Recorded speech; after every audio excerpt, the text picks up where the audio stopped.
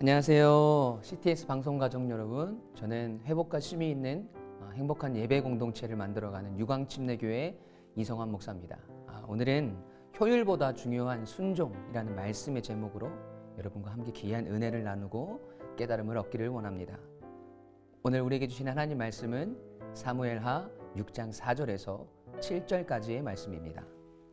그들이 산에 있는 아비나답의 집에서 하나님의 궤를 싣고 나올 때에 아효는 궤 앞에서 가고 다윗과 이스라엘 온 족속은 잣나무로 만든 여러 가지 악기와 수금과 비파와 소고와 양금과 제금으로 여호와 앞에서 연주하더라.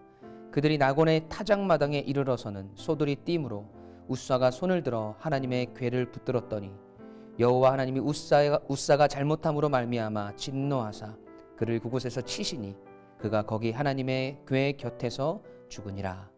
아멘. 우리는 이 시대를 살아가면서 참 효율성을 중요시 여기는 시대를 살아갑니다. 더 빠르게, 더 압축해서, 또 다수를 위한 이익을 위해서 더 효율적인 면들을, 또 가성비적인 면들을 더 추구하는 시대죠. 그런데 이런 효율적인 측면이 우리의 신앙에 적용될 때 우리의 신앙에는 문제가 생깁니다. 믿음의 본질이 퇴색되고 믿음이 축소되기도 합니다. 오늘 본문이 바로 그러한 내용들을 담고 있는 말씀입니다. 다윗은 이스라엘의 왕이 된 후에 여호와의 법궤를 예루살렘으로 옮기고자 했습니다. 다윗은 기랏 여아림의 아비나답의 집에서 법궤를 새 수레에 실었습니다. 그 집의 아들 웃사와 아요가 그 수레를 끌도록 하죠. 그러나 나곤의 타작마당에 이르렀을 때에 소가 뛰기 시작하였고 법궤가 넘어질 위험에 처했습니다. 법궤가 넘어질까 봐 법궤를 잡은 웃사는 그곳에서 죽음을 당하게 됩니다. 여러분, 왜 이런 일들이 일어났을까요? 여러분, 법궤는 원래 사람이 매도록 되어져 있습니다. 레위 자손 중에 고핫 자손이 그 법궤를 매도록 하나님께서 명령하셨습니다. 소가 수레를 끄는 행위는 블레셋 사람들이 법궤를 가져갈 때에 행했던 일들입니다. 그래서 이 사건을 통해서 하나님은 다윗에게 이스라엘 백성들에게 깨달음을 주시고자 원하셨던 거죠.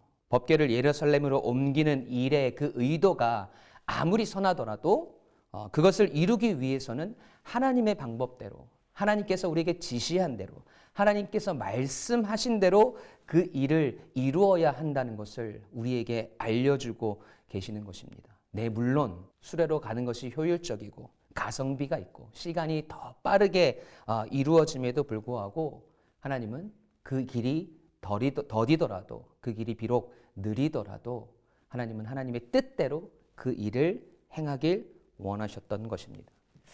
여러분, 우리 그리스도인들은 쉬운 길, 그리고 효율적인 길을 가는 사람들이 아닙니다. 우리는 비록 더디고 느릴지라도 하나님의 방법대로 신앙의 길을 걸어가야 합니다. 다윗이 하나님의 뜻을 따라서 하나님의 방법대로 그 길을 행하는 것을 잊었다 할지라도 다윗은 그 자리에서 하나님께 길을 물어야 했습니다.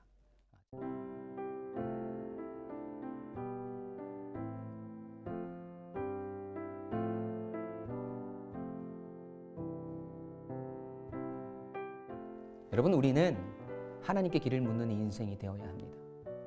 느리더라도, 효율성이 떨어져도, 가성비가 떨어져도, 비록 우리가 손해를 보더라도 우리의 신앙의 길을 걸어감에 있어서 하나님의 뜻이 무엇인지를 묻고 그 길에 하나님의 말씀이, 또 하나님께서 우리에게 제시해 주시는 그 방향대로 우리는 걸어갈 수 있어야 합니다. 그것이 우리 신앙인의 길이며 오늘을 살아가는 성도의 모습임을 여러분 잊지 마시고, 오늘 우리의 인생 가운데 하나님께서 주시는 그 뜻이 우리가 생각하는, 또 우리가 바라는 효율성과 가성비와 우리의 빠른 어떤 일처리들을 뛰어넘는 우리 신앙의 순종이 되시길 간절히 축원합니다.